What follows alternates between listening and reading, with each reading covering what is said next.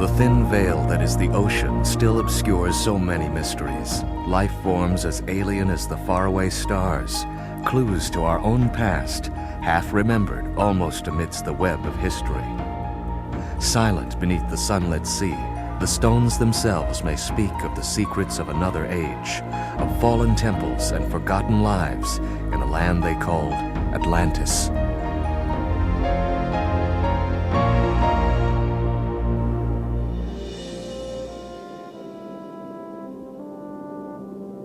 Since man first entered the oceans to unravel its mysteries, one secret remains for the most part elusive. Scant clues as to the existence and location of lost Atlantis remain hidden within the depths, as if held in a timeless trust by the myriad creatures of the sea. From time to time, these guardians of the ages allow our eyes to glimpse a tantalizing piece of the puzzle. But as sentinels of a mystery as old as man himself, they grant us merely a dim and shadowed view through the narrow portal of history. These faint and cryptic messages from our ancient past may be locked in the very stones of the seafloor. They may lead us along a barely discernible path laid out long ago beneath the silent sea. Here, the stones themselves may speak of a dream long held in the collective memory, of a golden age in the human story.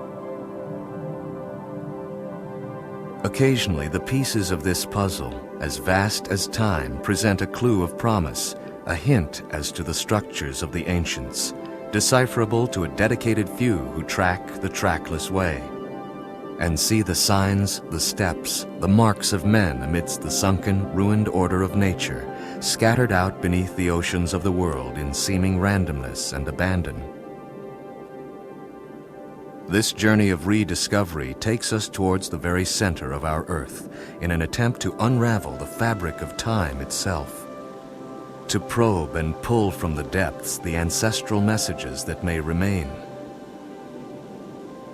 By utilizing every conventional tool and every innovative technology that modern men devise, this science, sent seeking like a silver eye in space, scans the broad reaching of the ocean realm. Faint fragments of this mystery lie strewn upon the ocean floor, from the Azores to the Amazon, and on across the Grand Bahama Bank, where evocative sand-blown patterns, like hieroglyphs, lead the searchers on, sometimes shifting by storm or tide to reveal the possibility of a long-ago civilization. Perhaps the workings of some forgotten race with the reputation of gods and the limitations of men.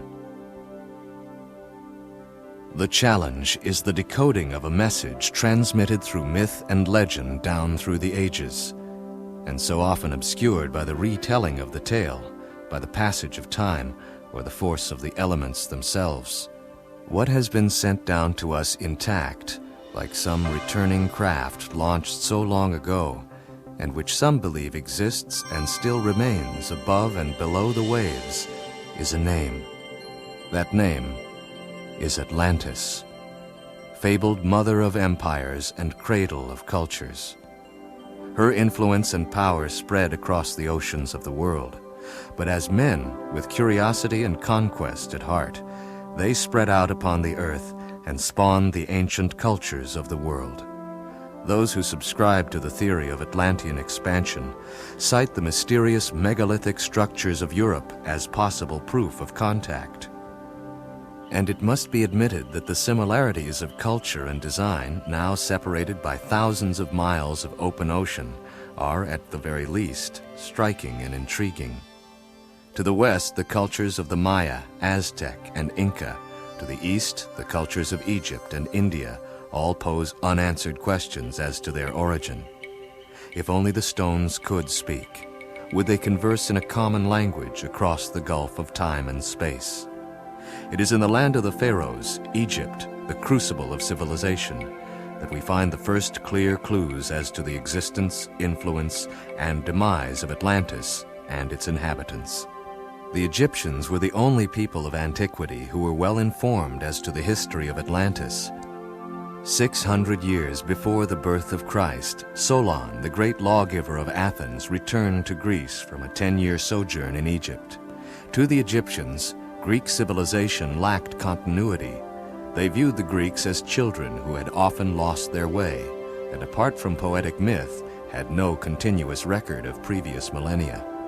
Amongst Solon's newfound knowledge was a detailed history of the Atlantean age. His intention was to commit the tale to epic verse, but infirmity and death intervened.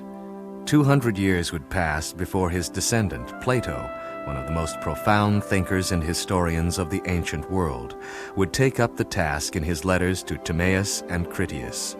What Plato recounted to his students and followers was not a fanciful yarn of gods, demons, miracles, and mysteries, but a reasonable history of a rich, cultured, and educated people who dwelt in a land called Atlantis, situated beyond the Pillars of Hercules, in what we now call the Atlantic Ocean. Though much of Plato's account deals with an attack by a large Atlantean invasionary force on the city-state of Athens, he continues on, in his own words, to describe in minute and splendid detail the continent, culture, and civilization of Atlantis, as it was more than 9,000 years before. Now this island was larger than Libya and Asia together. Landward, the island presented a mountainous aspect, especially on that side of which looked seaward. Around the royal city stretched a level plain, likewise circled by mountains except on the coast. The Atlanteans built temples and palaces. Bridges directed the waters, which flowed in a triple circle round their ancient metropolis. The part which faced the sea was covered with villas, places for worship. There were outposts of commerce where merchants from all parts came to do their trading. In the middle of the city was the Temple of Poseidon, glittering with gold. At the entrance to the bridges were gates, surmounted by defending towers.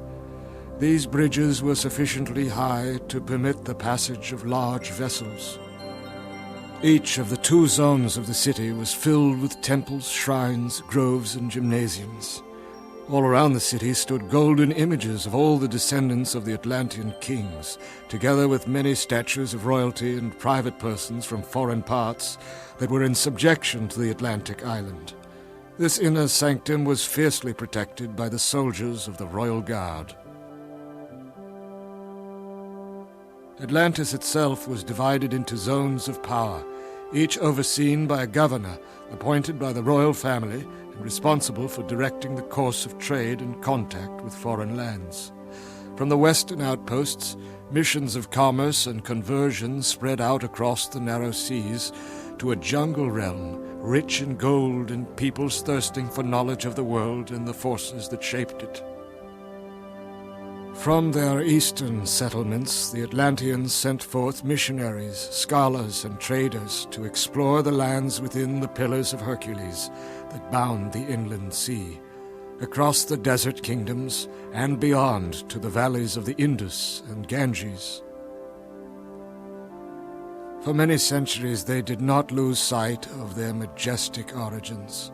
Sincerity reigned in their heart. Moderation and prudence directed their conduct and dealings with foreign nations. They obeyed the laws and were religious adorers of the Atlantean gods, their ancestors. So long as they behaved in this manner, all was well with them. They were governed by the ordinances of the Atlantean rulers. Once in 6 years they assembled to deliberate on public affairs, to examine all matters with pious attention, judging and condemning the wicked. But in the course of time, the vicissitudes of human affairs corrupted little by little their divine institutions. They hearkened to the prompting of rude ambition and sought to rule by violence. They commenced to study the arts of war, the ways of conquest and slavery, and nothing else. They began to comport themselves like the rest of the children of men and grew depraved. Then Zeus, king of the gods, beholding this race once so noble, resolved to punish it. He convoked a council of the gods in Olympus and addressed them as follows. Here Plato's account ends, and it is believed that death interfered with its conclusion, just as death would now come to the continent and peoples of which he wrote. How exactly the demise of this once mighty realm occurred may never be known. There are those who speculate that she slipped beneath the waves in a single cataclysmic night, with the loss of more than 64 million lives. There are those who believe that within her final death throes, the true level of Atlantean development became terrifyingly clear.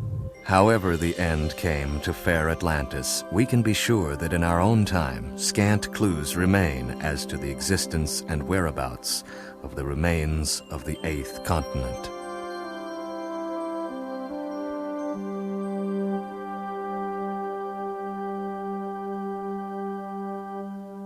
There are several reasons why I believe in the existence of Atlantis. They're put forward in some of these books which have made studies of Atlantis, such as Donnelly's book, Charles Berlitz's book, a Russian scientist named Zhirov. Many wonderful collections of all the evidence which is available, which sort of points in a circumstantial way to the existence of Atlantis. I believe that Atlantis did exist, and if I had adequate funds, I would start out with the Azores and the Canaries and off the mouth of the Amazon, the Ilha de Maranhão. But then I would go down with the Alvin down the mid-Atlantic ridge. We have a volcano there called Atlantis, dated 10,000 BC on the mid-Atlantic ridge. Those are the places that I would look. I think it's important that we look for Atlantis, just as Schliemann would not have found Troy if he had not looked for it. Unless you're seeking, you will certainly not find Atlantis, and if we do, it would probably be the most important archaeological event in the world. I think that the major task ahead of us is to look and see if we can find something, and the evidence will tell. It could be one of the most exciting discoveries of the 20th century. The Association for Research and Enlightenment in Virginia Beach dedicates a large amount of energy towards Atlantean studies. One of its scholars in this discipline is Dr. Doug Richards. Atlantis is a legend that's been around with us for a long time, since several hundred years BC, when Plato, in his dialogues Timaeus and Critias, first talked about Atlantis as being a continent beyond the Pillars of Hercules that had a battle with the Athenians. Between Plato and the 1800s, there wasn't an awful lot done in terms of speculation on Atlantis. But then Ignatius Donnelly, in about 1882, published the book Atlantis, the Antediluvian World. And what Donnelly did was Donnelly compiled an enormous amount of material from different sciences and mythology to make the thesis that Atlantis had indeed existed and was the source of a lot of the world's civilization. Now, the reason that people are looking down in Bimini for Atlantis is because Edgar Cayce in the 1920s was giving psychic readings on a variety of topics and mentioned in one of the readings that Bimini, this tiny island off the coast of Florida, was the last remaining part above the waves of what was once a great continent, Atlantis. And in the succeeding 15 years, he mentioned Bimini in connection with Atlantis quite a few more times and dropped tantalizing hints about how one might go about finding it. For example, he said, if a geological survey were to be made in the Gulf Stream near Bimini, that much would be found. The Bimini Group lie less than 50 miles from the Florida shore and consist of 2 main islands separated by a narrow channel. The population centers of Alice and Bailey towns cling to the sandy isthmus of North Bimini and have provided a safe and colorful haven for generations of boaters, deep-sea fishermen, and would-be adventurers. Among its more famous or infamous part-time residents was writer Ernest Hemingway, a regular at the island's Complete Angler Tavern. Somewhat more secluded and slow-paced, South Bimini, with resorts such as the Bimini Reef Club, caters almost exclusively to the new wave of undersea explorers. For some, the allure is simply that of a new adventure in a tropical paradise. For others, it's the opportunity to unravel one of the area's most enduring mysteries. It was from the shores of Bimini more than 2 decades ago that a previous generation of scuba diving enthusiasts commenced a search for clues which they hoped would ultimately correspond with and support Edgar Cayce's prophecy of Atlantis's rise. During the summer of 1968, ARE pilots Robert Brush and Trigg Adams were undertaking flyovers of the Bahamas in an attempt to find tangible proof of Edgar Cayce's predictions. The seafloor topography of the Bahama Banks is rife with evocative shapes and patterns, indistinct figures, shadowed footprints, and occasionally linear features. The various reports and sightings of the 2 pilots came to the attention of Miami-based archaeologist Dr. J. Manson Valentine, who was so intrigued by their observations that he embarked on a program of in-depth investigation so as to determine the likelihood of any of them being the remnants of man-made structures. On September 2nd of the same year, while searching for other reported sites off Bimini, Valentine found 2 anomalies half a mile off Paradise Point, North Bimini Island. Originally referred to as walls, the structures protruded roughly 3 feet above the seafloor and extended for 1,900 feet, 14 degrees off the beach line. Dr. Valentine saw an extensive pavement of rectangular and polygonal flat stones of varying sizes and thicknesses, obviously shaped and accurately aligned to form a convincingly man-made pattern. To the researchers, Cayce's prediction had been realized, and soon the world would learn of what we now refer to as the Bimini Road. The stones had evidently lain submerged for a very long time. The edges of the largest blocks had been rounded off, giving them a domed appearance, like great loaves of bread or pillows. Some were absolutely rectangular, while others approached perfect squares. Valentine concluded that the stones of the Bimini Road were the remnants of a megalithic site similar in many ways to Stonehenge. In the ensuing years, Valentine and his colleagues continued their studies at the site and located others in close proximity which seemed to reinforce the importance of Bimini. However, all of these expeditions were basically concerned with the same question. Were the features of the road man-made or a naturally occurring formation of beach rock? Were their origins archaeological or geological? Up until that time, the findings had proved ambiguous and inconclusive.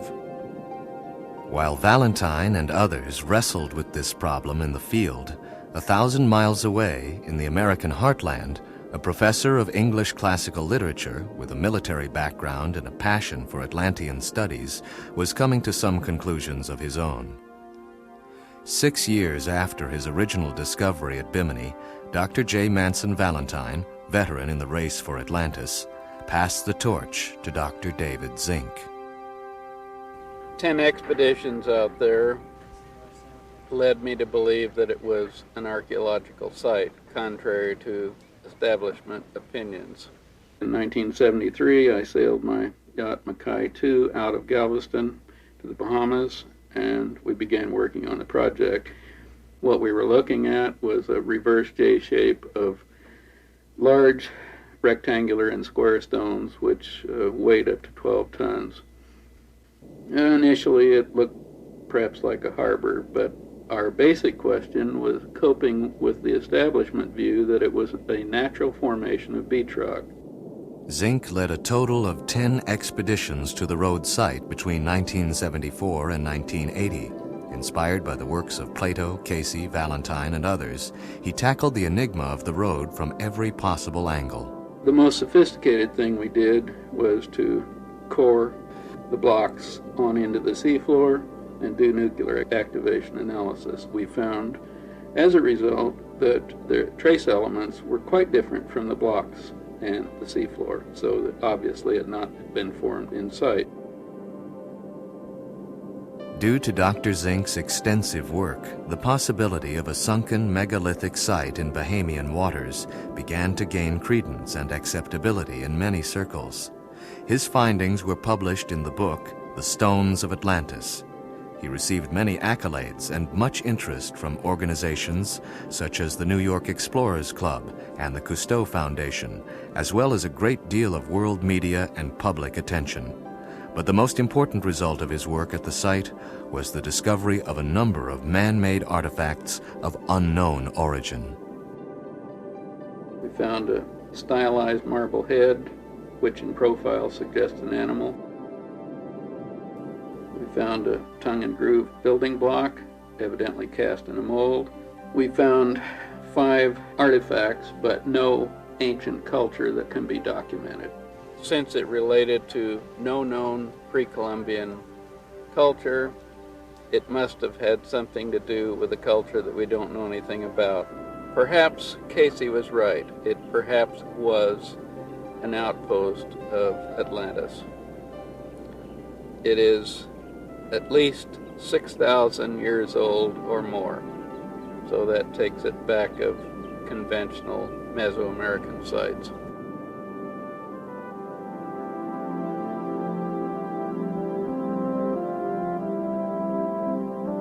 Despite Dr. Zink's tireless, dedicated, and exhaustive efforts at the Bimini Road site, field work languished during the early 1980s due to the inevitable lack of funds and equipment required to take it that one step further.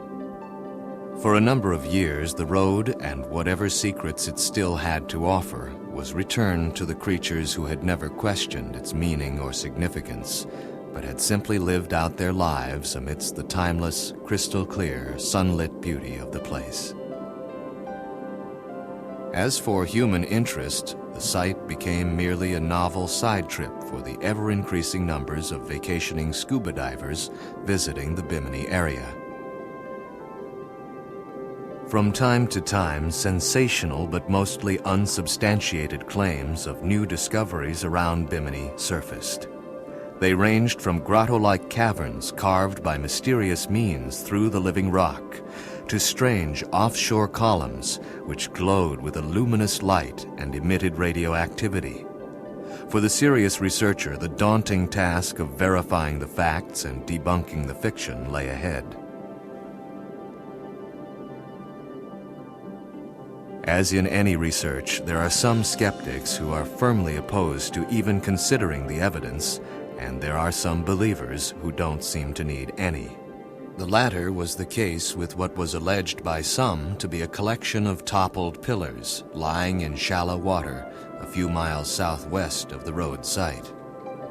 They are obviously man-formed, are of uniform size, lie in rows on the seafloor, and appear to consist of material suitable for construction purposes.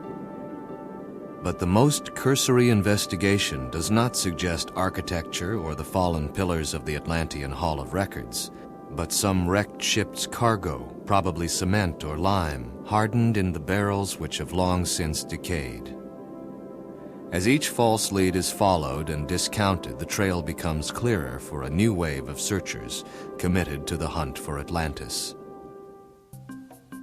Since the mid-'80s, various groups have been returning to Bimini to continue the search for remnants of Atlantis. Most active have been the Florida-based Gaia Foundation and California's the Atlantis Organization. For the most part self-financed, their field sessions are short but intensive. Conveniently headquartered at South Bimini's Bimini Reef Club, the expedition members prepare for operations. From all walks of life, their common bond is a passionate belief in the existence of Atlantis. Their team consists of school teachers, scientists, and surveyors. One of the things which has motivated my life is understanding why things happen. I've always had a deep desire to try to understand matter at a deep level, to understand the laws of physics and the laws of the universe, which motivated me to go into physics in the first place. One of the curious things about Bimini, besides the structures at the Bimini Road site underwater, are the mounds, which are seen above ground. They're strange shapes that look from the air like animals or man-made structures. They probably come from a more recent civilization, but they may have been built upon earlier civilizations. Utilizing infrared photography undertaken by Kentucky land surveyor Raymond Lee, the mound figures become strikingly clear. Their most likely origin is with the Shark and Cat clans of the Yuchi Indians, but it is the more ancient remains and clues that may lie buried beneath them that interest the expedition members. To reach the mound sites safely requires local skills and knowledge of the area. The mangrove swamps are a low-tide labyrinth of tortuous turns and dead ends. Carrying all the equipment that they will require to undertake their various surveys, members of the Gaia Project, Dr. Joan Hanley, Dr. Claude Swanson, and research assistant Donnie Fields face a grueling trek through the tangled undergrowth. Due to the ravages of a recent hurricane, the survey markers placed by a previous expedition have been destroyed, and upon reaching the mounds, a conference is convened to discuss the plan of attack. Approximately right there, where are some of the features that you would like to look at today? Okay, well, as you know, last year we came here with the ground-penetrating radar system and laid out about 25 transects where we cleared some paths and made radar surveys over a grid in the mound. And we have some points where we saw anomalies last year. With new markers in place, Dr. Swanson commences the survey with technology of his own design. This device is called the Passive Anomaly Detector. It's an experimental system, still under development. This device measures the vertical electric and magnetic fields around the Earth. If we go over a building or some other submerged structure, it'll show a change in the frequency over the building structure. By making a two-dimensional pattern over that submerged structure, we can see the shape of the outline of the walls or of the building. While the electronic testing continues, other expedition members utilize more conventional methods. Finding a source of fresh water in the middle of the rectangular-shaped effigy mound here on Bimini gives us one supporting clue to the idea that it may have been man-made rather than a nature formation. All right, Donnie, there's water down there. I can see it. Oh, boy, give me a turn here.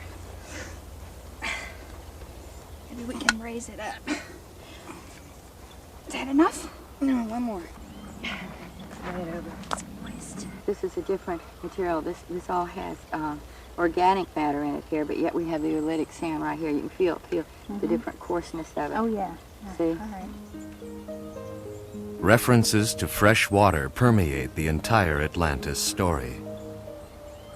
Plato made specific reference to hot springs and fountains of fresh water flowing in abundance throughout Atlantis.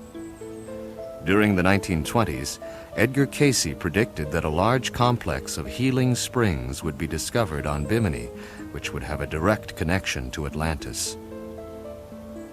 Even in historical times, Bimini has had the reputation as the possible location for the fabled Fountain of Youth. Spanish explorer Juan Ponce de Leon so fervently believed in the Indian legend of Bimini's healing waters that he spent a fortune in gold trying to find it. Despite visiting every large or important island in the Bahamas, he somehow managed to miss the two tiny islands of Bimini. The fact that various strains of orchids, bromeliads, and other plant species requiring fresh water flourish amidst the saltwater mangroves of the mounds is in itself an anomaly. To some, the healing springs of Edgar Cayce and Ponce de Leon's lost Fountain of Youth have already been found on Bimini. Claims are made as to their regenerative properties, resulting in their becoming a veritable tourist attraction.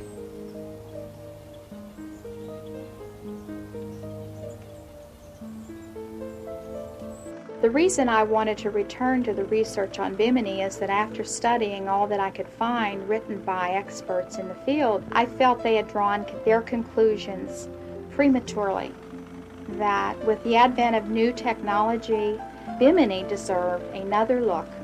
The reason we decided to have a geologist come back to the Bimini Road and take more coring samples is that we wanted to see for ourselves actual cores taken from the rocks.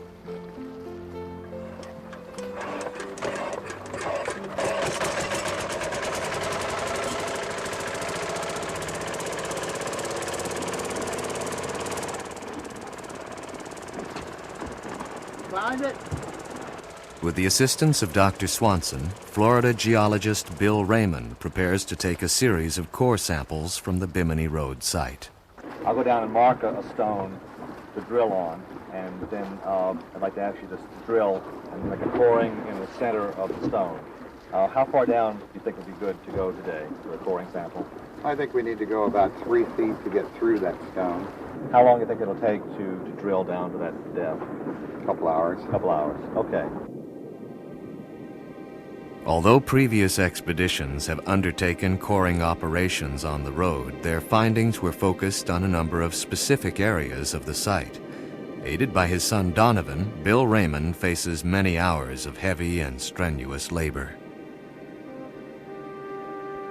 What the research team hopes the coring analysis will show is that the different layers of stones will have markedly contrasting characteristics. Should this prove to be the case, it would indicate that the stones had been placed on top of each other by other than natural means. If the stones are the same, it would suggest a geological formation. Observing the work from the sidelines, expedition members look on with anticipation, monitoring the drill's slow but steady progress towards the hoped-for conclusion. As Bill Raymond inspects the cut, his son Donovan keeps the heavy piece of machinery cutting at a straight angle by continuously kicking. A jammed coring bit at this stage of the game would cause hours of delay. More than 5 hours have elapsed by the time the coring equipment reaches its depth limit, deep below the surface of the Bimini Road. Extracting the sample is a critical process. A mishap now could result in the loss of the entire day's effort.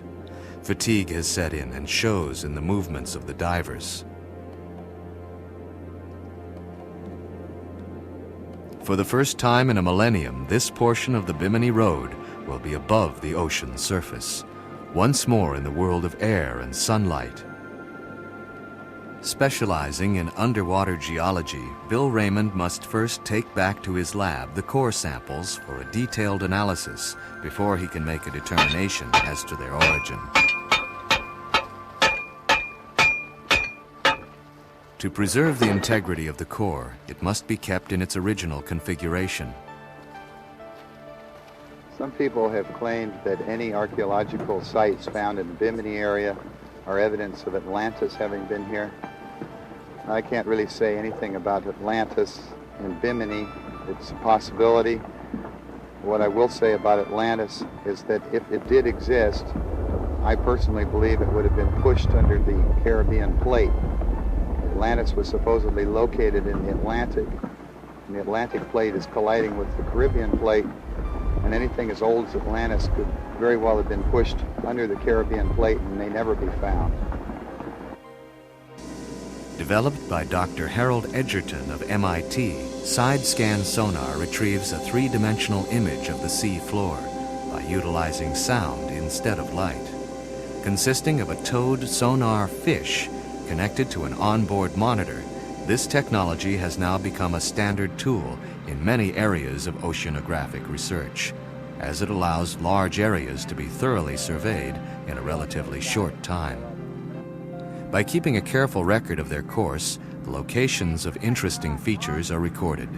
4831, 1535. 4838, 1535. Okay, now where do you want to go on the west, to 1500? Yes, go due east to 1500. Mark. 4859, 1532. Mark. 4840. 1530. That was 277. Here's 273. We've got hard stuff here, and soft pockets there. There's a little pattern there for you. A constant watch is kept on the side scan readout. Satisfied that the entire survey area has been completely covered, the side scan fish is retrieved, and now the task of deciphering the data commences.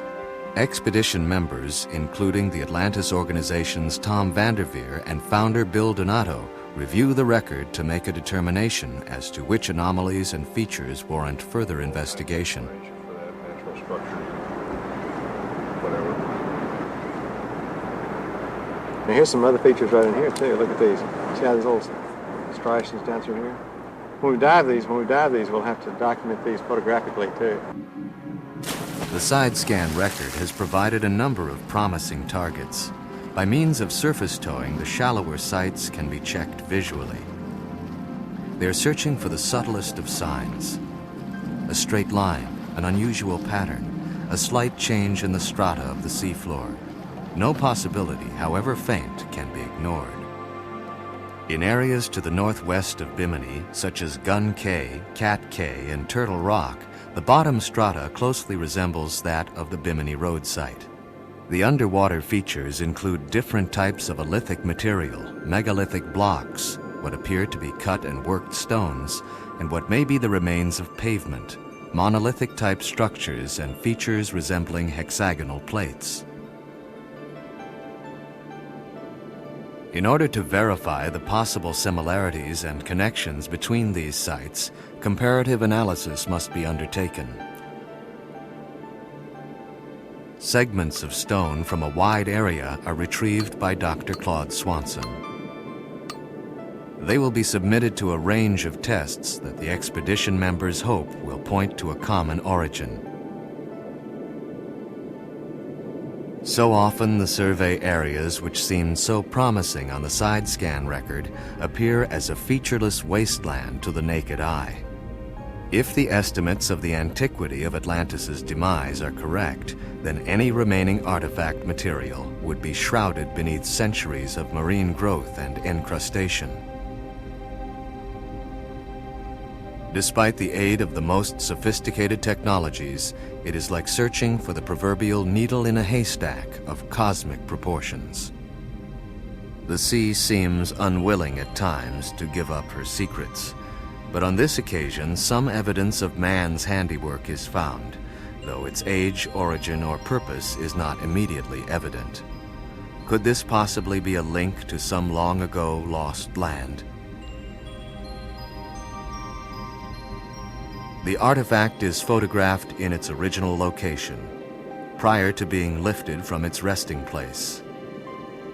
Nearby, further artifacts that unmistakably bear the mark of men are found. The area is rich in man-made materials. A large number of what appear to be identically constructed roof tiles are scattered about the site. Only careful study and analysis will date them to their rightful place in history.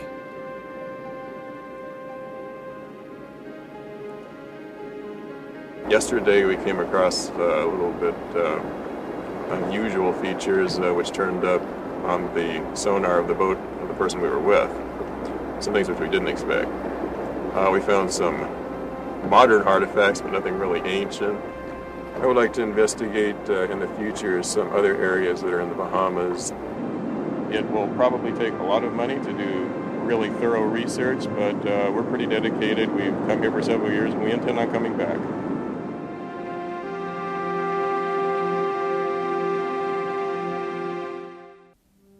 During the 1970s, the area surrounding the tiny Bahamian island of Walker's Cay was the center of an intense survey undertaken by the U.S. Defense Mapping Agency. That this idyllic backwater would become the focus of a renewed hunt for Atlantis could not be foreseen. But reports of strange, inexplicable structures on the sea floor near Walker's prompted veteran Atlantis hunter Dr. David Zink, after a 13-year hiatus, to return once more to his fieldwork in the Bahamas. After one failed attempt to reach the site in 1980, Zink has chosen to base his operation at the Walker's Cay Resort, a mere 30 nautical miles from his prime target. Zink and his crew face a homecoming of sorts, considering the years spent in Bahamian waters during the exhaustive study of the Bimini Road site. Though isolated at the very end of the Bahama chain, Walker's Cay provides the ideal location for an undersea and aerial investigation of the report. I'm very excited to be once again on the search for Atlantis. This particular project goes back to the mid-70s with that Defense Mapping Agency photo. Various other government agencies did tracked this course, and it was quite real. I had waited about 5 years to get adequate support to get out here for 1980. I had a very professional team in Fort Lauderdale waiting to come out here. Our spotter plane found the boat from Nassau, a treasure hunter's boat, with a .50 caliber gun, machine gun, on deck over the site. We also then had a hurricane develop through the Keys, and we also had a cold front coming down, so in all ways we had to abort. Since obtaining the original photograph, technology, particularly satellite-generated photography and mapping, has progressed by leaps and bounds. Dr. Zink has prevailed upon the EOSat company, a leader in the field of Earth photography, to provide him with the very latest, most detailed photographs of the area in question. The satellite image not only confirms the existence and position of the original target, but shows a similarly shaped but much larger feature closer and to the south of Walker's Cay. With expedition pilot Neil Watson at the controls, Zink's first order of business is to visually confirm both targets from the air and record their position exactly. Utilizing a state-of-the-art micrologic global positioning system, or GPS, the exact course, speed, and position of the aircraft can be monitored. Once over the site, its precise coordinates will be entered. As the photograph shows, the target is relatively small and indistinct. After a number of circuits, it is sighted, partially covered with sand and obscured by the sun's reflection on the choppy sea, but there nonetheless. Zink and Watson fly on to the second target. The EOSat photograph had clearly shown what appeared to be a huge L-shaped feature some 20 miles south of Walker's Cay, exactly where it should be. The site comes into view, and truly immense it is, perhaps 50 times larger than the Bimini Road. If this were to prove to be the remains of some man-made structure, what could it possibly have been? With 5 days scheduled to investigate both sites, Zink makes the decision to locate and dive the larger one the following morning. I'm very excited about our present objectives, and I say that in a plural sense because the target that we'll probably first look at is more dramatic than anything that I've seen in the Bahamas.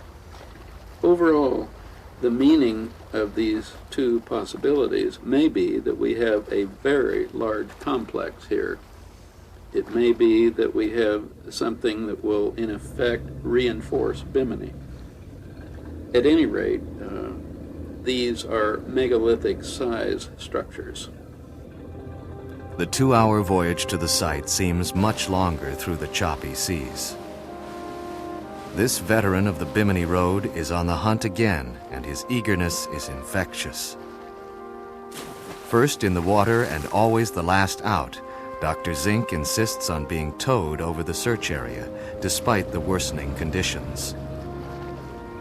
The roughening seas make towing arduous and difficult, and the increasing wave action severely diminishes the underwater visibility, lowering the odds of finding the target.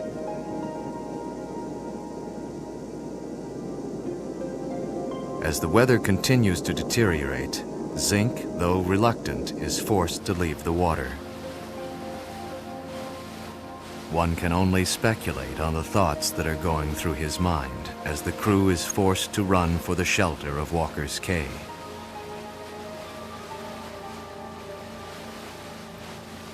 A deep, low-pressure system establishes itself across the Bahama Bank. The expedition is stalled in Walker's for 3 full days.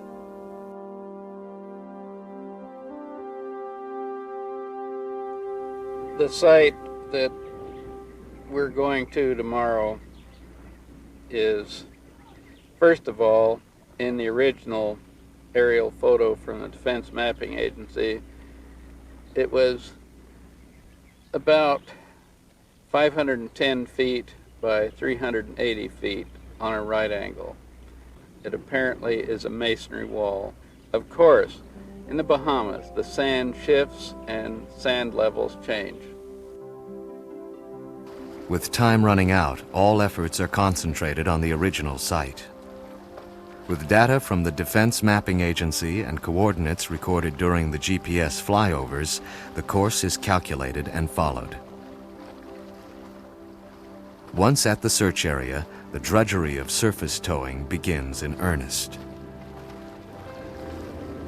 By taking only the briefest of breaks throughout the long day, the area is covered systematically in a crisscross pattern, but nothing resembling the wall is sighted. As a last resort, Dr. Zink orders the plane out from Walker's Cay. The plan being to locate the site from the air and guide the search vessel to it. After a few passes, the elusive anomaly is spotted in the center of the survey area. Zink has the boat moved quickly over the target, and almost before the anchor hits bottom, he's down the line, hopeful of a rendezvous that has been 20 years in the making. Without a doubt, the feature is unusual, almost unnatural in appearance. It is seemingly carved into the living rock and sculpted from the stones of the seafloor. But to the trained eye, it soon becomes apparent that it is geological rather than archaeological. Despite cut and broken features that are reminiscent of those to be found in the Bimini area, 140 miles to the southwest, this site does not bear witness to the intervention of man, but rather to the violent upheavals of nature. This is evidenced by fissures, cracks, and crevices that radiate out from a central point like spokes of a wheel or the filaments of a tangled web spreading out across the sea floor. Stark and sterile formations of coral surround the site, scattered and discarded like the blocks in some wild child's game. To Zink and his crew, this is no game. There is no room for despair or disappointment, only the knowledge that another lead has been followed to its ultimate end, reducing the lengthy litany of reports and rumors by just one more and allowing the searchers a clearer way in their quest for lost Atlantis. It is by no means the hoped-for triumphant return to Walker's Cay, but neither is it a failure. For one more mystery of the Bahama Banks has once and for all been put to rest through the tenacious dedication and the unshaken belief of one man. I believe that Atlantis did exist. As in any ocean-related endeavor, one faces the fickle nature of the elements, the constraints of time, limited funding, manpower, and equipment. There are times when one may become discouraged. It's as if there seems to be a conspiracy of forces working against you. But through it all, the passion and belief survives and is strengthened. What Dr. Zink and others committed to this search are striving for is the tangible proof of a civilization and culture lost to the memories of modern man. The vestige of an empire older than the oldest shipwreck yet explored or Egyptian tomb cleared of the dust of ages. Through dedication and research, the proof will come, and it will shake the very foundations of establishment thought. Dr. Zink and others will continue this work, for by decoding the ancient messages of the Atlantean age, they are convinced that we will learn more of the future and follies of our own civilization, knowing finally that our own history is but a breath upon the pane of time.